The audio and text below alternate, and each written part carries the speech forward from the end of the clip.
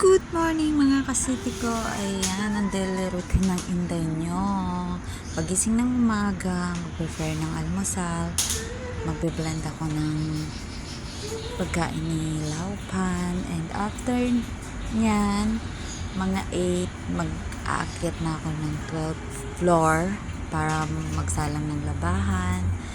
Tapos, ayan, kunting bagal-bagal lang para yung kasama namin Chekwa makapaglinis kasi inaasahan niya na lang kami.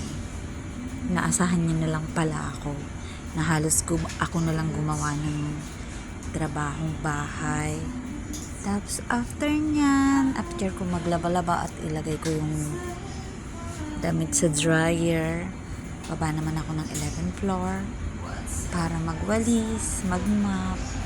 Kaya hindi nyo, pagoda.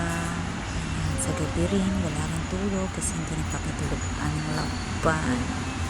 Kaya, is lang para sa dollar. Ayan, pero yung amo naman namin okay kasi nga lang yung parang mayordoman namin. Majutak siya sa work. Yung lahat na lang papagawa sa akin. Tapos ng basura sa first floor.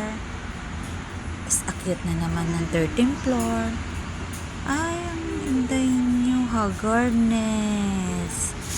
Ayan, thank you for watching guys. Babush! I work all night but I feel so calma. Day and night, lagi na lang akong slow.